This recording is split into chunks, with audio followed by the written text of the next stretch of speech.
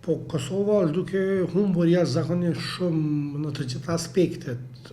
Prandaj këto thirrje të drejtuara nga miqtë tanë ndërkombëtar, kryesisht Shtetet Bashkuara të Amerikës, Britania e Madhe, Bashkimi Evropian, pra kryesisht pra pjesa perëndimore, janë thirrje dashamirëse ku do të thotë dëshirojnë të shohin një Kosovë stabile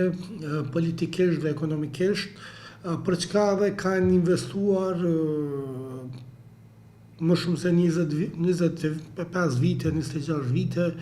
vazhdimisht në këtë ndërtim të institucioneve, në stabilitet, në demokratizim e kështu me radhë. Liderët politik nuk duhet i injorojnë këto thirrje, sepse janë thirrje, siç po e them, nga miqtë tanë ndërkombëtar, dhe janë thirrje nga ata miq në me të cilët ne kemi aleancë dhe synojmë ta forcojmë atë aleancë, do të pra perëndimore, euroatlantike, sepse arena ndërkombëtare ende vazhdon të jetë bipolare, do të thotë me një ndikim lindor, nëse quajmë ashtu, të Rusisë dhe Kinës dhe në anën tjetër të Shtetit Bashkuar të Amerikës. Prandaj injorimi i këtyre këshillave dhe thirrjeve të miqve tanë amerikan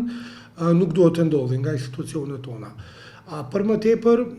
Kosova ende nuk e ka sovranitetin e konsoliduar ndërkombëtar për shkak të njohjes parciale të shtetit, jo nga të gjitha vendet anëtare të Kombeve të Bashkuara. Prandaj Kosova nuk e ka luksin që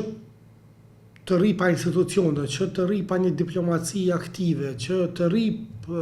pa kontrata lobimi në qendrat kryesore ndërkombëtare si Shtetet Bashkuara të Amerikës, Brukseli, Londra e kështu me radhë. Sepse ne e dimë që kundërshtarët tonë në mëdhej të pavarësisë, Serbia dhe Rusia janë super aktiv në diplomaci, janë super agresiv, kanë kontrata të mëdha lobimi, të cilat çojnë peshë shumë, sepse sigurojnë qasje tek politikanët e nivelit të lartë në këto qendra vendimmarrëse në Washington, New York, Bruxelles, Londër e kështu me radhë. Plus në anën tjetër e kemi humbje të mëdha ekonomike që fokusi i politikës sonë dhe qeverisë nuk është në ekonomi, nuk është në zhvillim, nuk është në punësim, përpos humbjeve të përditshme që po bëhen me zgjedhje tani, me 10 milion euro që derdhen për organizim të zgjedhjeve, për fushata e kështu me radhë. Unë jam skeptik se mund të ketë zgjidhje, arsyeja kryesore është sepse kryeministri në detyrë, zoti Kurti, është duke përdorur të njëjtën strategji që ka përdorur edhe 18 muajt e mëparshëm. Pra po bën një taktizim ku del një ditë me një deklaratë pozitive, shpresdhënëse, ku lavdën opozitën për bashkëpunim, dhe 3-4 ditë më pas del me një deklaratë tjetër tërësisht të kundërt, pra kundërthënëse me atë të parën, ku sulmon opozitën se po kërkon më shumë se sa që i takon sipas rezultatit zgjedhor.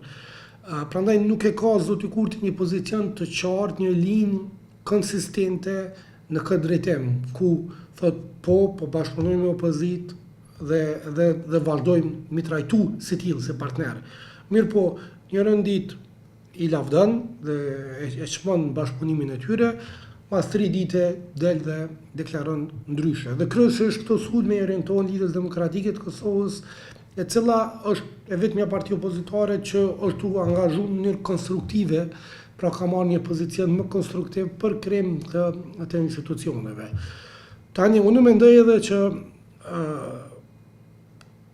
çështja e zgjedhjes së presidentit është duke u bimenduar pak, është më shumë se sa që duhet, sepse Kosova ka mjaft personalitete nga cili do sektor, ish politikan, ambasador, akademik, shoqëri civile, media, apo sektor të sigurisë, sportist, artist, që mund ta bëj mirë punën e presidentit, që ka persona me integritet, me karakter të fuqishëm,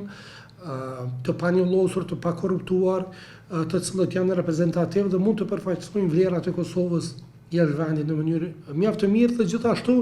që të luajë një rolin e një presidenti të mirë që balanson pushtetin demokratik dhe